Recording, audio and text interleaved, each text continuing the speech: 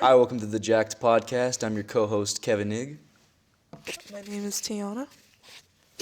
I'm Jordan. I'm Adrian. I'm Allison. Why'd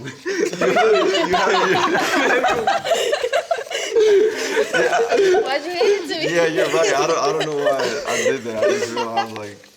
Today's topic, settler colonialism.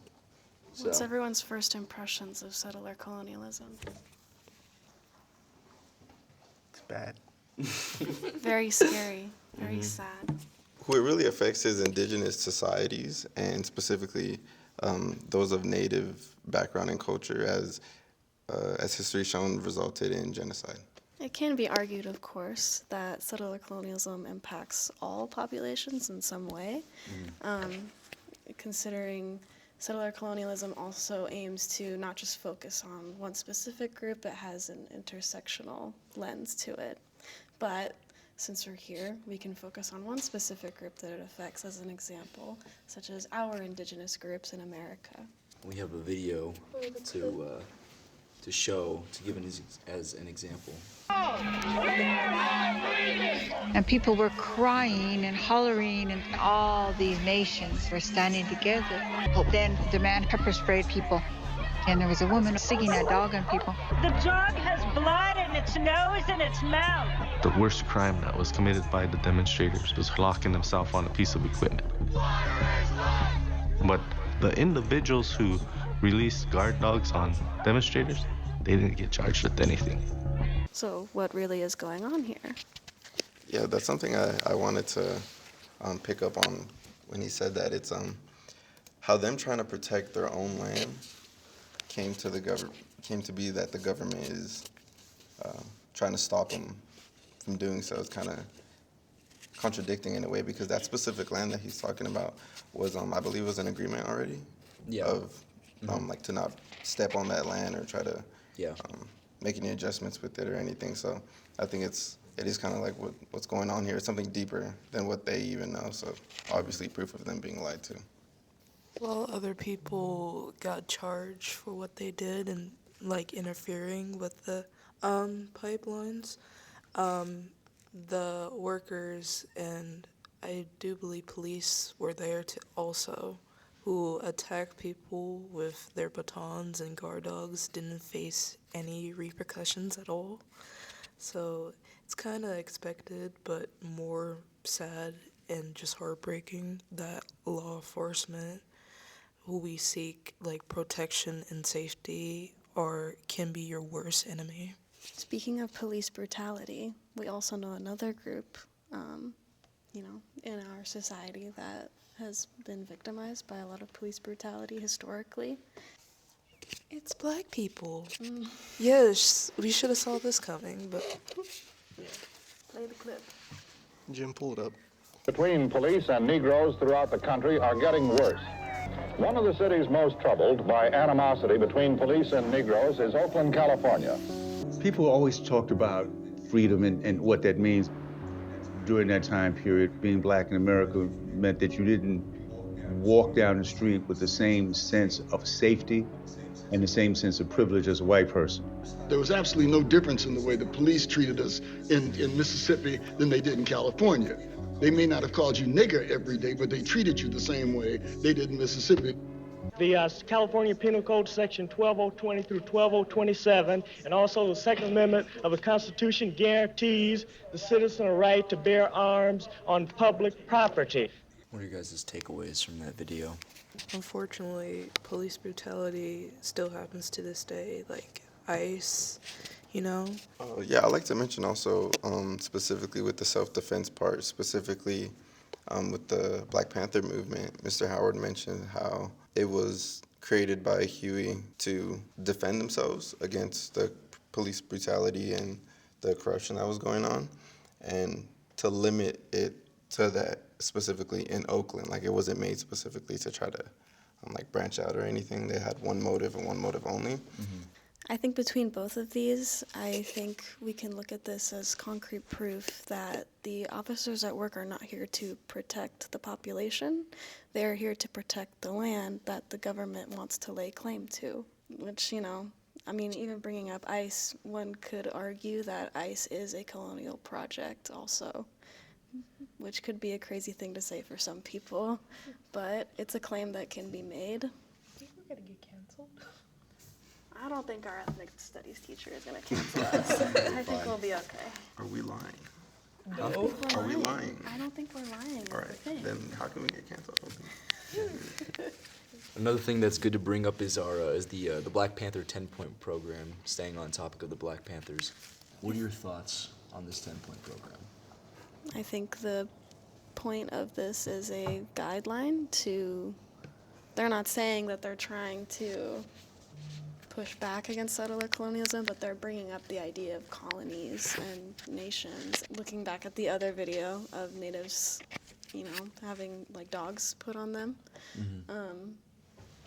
it's the same kind of goal of we want power to determine what happens on our land, our community, what happens to our people. One thing I want to bring up also is that I find the 5th point to be really powerful, where it says we want education for our people that exposes the true nature of this decadent American society, you know, and I think it's important to have education on one's own history, you know, and I feel like in a way that's kind of what this class is also, you know, it's an education on, you know, on history, you know, history of many people. You know, we don't really get taught settler colonialism in that way. I remember when I was in high school and I was learning about this and I came home and we were talking about it with my dad, like imperialism, like that part of history, when it wasn't during the American Revolution, it was during like, I was just like saying, like, he was like, oh, what did you do today? And all I said like was, oh, we talked about imperialism today. And my dad sat me down and he was like, I want you to understand that the schools are going to lie to you about these things, and they're going to try and demonize what these people did and like call them like imperials, like imperial stormtroopers, like from Star Wars, like calling them evil. And I was like, well, right, but Dad, what they did was evil, right? Like, it was evil. And he was like, that's not what I was taught. And I was like, well, here we are. And when you're a kid and you were taught that like several different times, you think, oh, this happened, but in reality, this happened. My dad was saying to me, like your teachers are not going to teach this. Like, people through K through 12 is not going to teach you this. But if you take an ethics class, they'll tell you, like, behind the scenes what actually happened. Since we're in, California, a majority of the students there are Mexican, Latino, Hispanic, Black, or other, my brain's blanking on the words. Minority. But, yeah, minority group. And I feel like if this stuff like this continues, we're going to lose the adult in our life that'll tell us that this isn't how things went. Like, they're lying to you. Like how you said, we're all on our phones, not really paying attention. We're just kind of going through things. we're all going to get to the point where the next generations in the classrooms are learning this, and then we can't even tell them that there's lies because we don't even know, because we're not paying attention. I'd say another thing worth mentioning is the effect of settler colonialism on the ecosystem, particularly with like the buffalo population. In this photo, you can even see there's like I think it's like a dead buffalo next to that guy whipping the cattle. Yeah, and then all the buffalo running north. What isn't talked about as much is that this also represents a lot of death.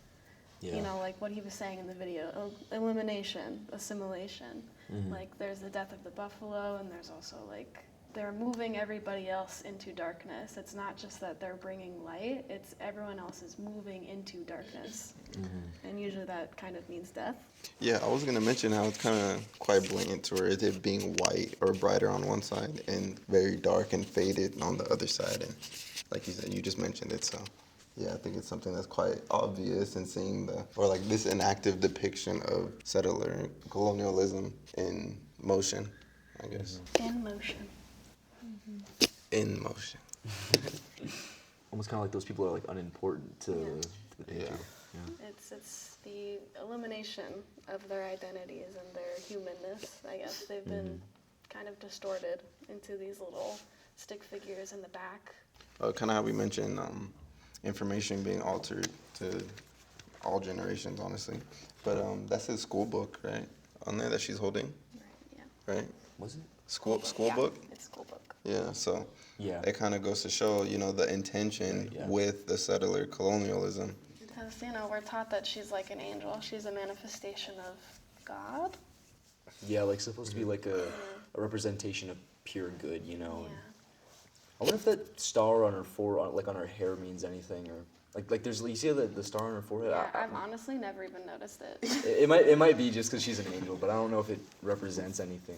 I don't know. See, I was thinking of that because usually in a lot of media, especially back then, when people would depict angels, they usually used a halo to do it, but there is no halo present at all in this picture, which I thought was like interesting whenever the angel connection gets brought up.